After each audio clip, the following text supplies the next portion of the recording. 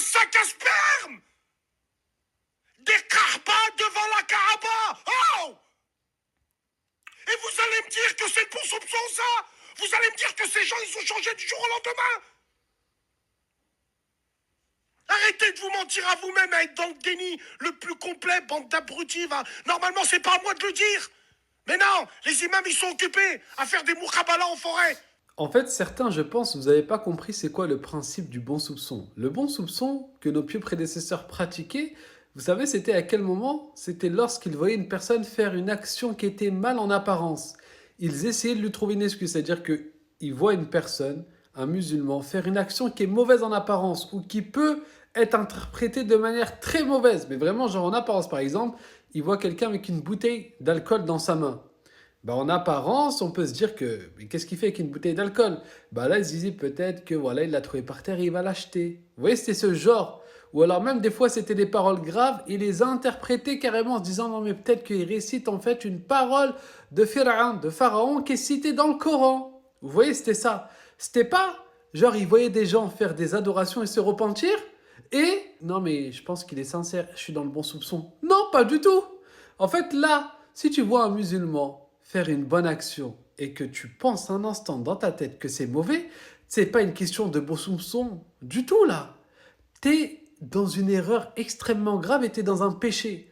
Le prophète, alayhi salam, dans l'authentique des imams muslims, parce que c'est très important de le citer ce hadith, parce que lui-même il dit du jour au lendemain, eh ben regarde, Oussama, le compagnon Oussama ibn Zayd, il est en train de combattre une personne et au moment où cette personne a perdu et qu'il allait, il savait qu'il allait perdre, et bien il a dit la ilaha illallah directement. Et ben toi tu vas me dire ouais, il bluffe les gars, arrêtez d'être bêtes les imams, qu'est-ce que vous faites, vous êtes bêtes. Non mais comment il peut vous avoir aussi facilement? Il peut pas en une seconde passer d'une personne qui combat l'islam à musulman. Lorsque le prophète alayhi salam a entendu que Oussama ibn Zayd a enlevé la vie de cette personne-là, le prophète alayhi salam n'a cessé de répéter à Oussama ibn Zayd, tu lui as vraiment pris la vie alors qu'il a dit la ilaha illallah.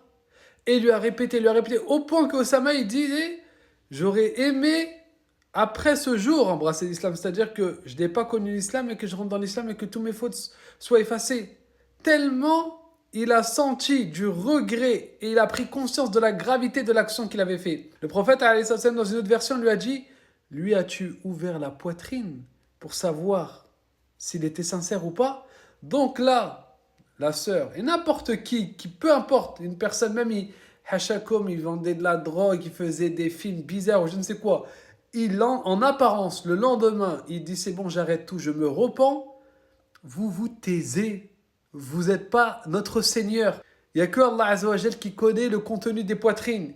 Il n'y a que Allah Azzawajal qui sait qui est sincère ou non. Il n'y a que Allah Azzawajal qui sait qui est hypocrite ou non. Donc non, on n'a pas à... C'est pas une question de beau soupçon, c'est une obligation de croire et d'avoir l'opinion qu'elle est sincère. D'accord? L'histoire de bon soupçon, pas bon soupçon. Ça, c'est dans les choses où voilà, il y a de l'ambiguïté. Là, il n'y a pas d'ambiguïté. Une personne en apparence, elle annonce son repentir. Elle montre qu'elle est dans une action où Allah Azzawajal a mis son agrément, qu'elle a amra, etc. Eh bien, il n'y a pas un instant où on doit se dire non, mais peut-être qu'elle est hypocrite. Pas du tout. La seule personne sur qui tu dois te dire peut-être qu'elle est hypocrite, c'est toi-même. Les tabi'in, les élèves des compagnons, ils disaient, certains parmi eux, j'ai rencontré plus de 70 compagnons. Et tous craignaient l'hypocrisie sur leur propre personne. Chacun, il pensait que c'était peut-être je suis un hypocrite. Omar ibn al-Khattab, il disait, si j'entendais une voix dans les cieux qui disait, vous êtes tous au paradis sauf une parmi vous, je penserais que c'est moi cette exception. Ça veut dire quoi ça? Ça veut dire qu'il se sentait comme étant la personne la plus pauvre et plus indigente envers Allah. Il savait qu'il n'était rien si ce n'est par la miséricorde d'Allah. Il craignait d'être un hypocrite. Il n'avait pas cette autosatisfaction de lui-même au point de vouloir juger les gens et de dire non mais ils sont pas sincères ou quoi. Non, les seuls hypocrites que voyaient les compagnons, c'est ils s'accusaient eux-mêmes et ils se concentraient sur eux-mêmes.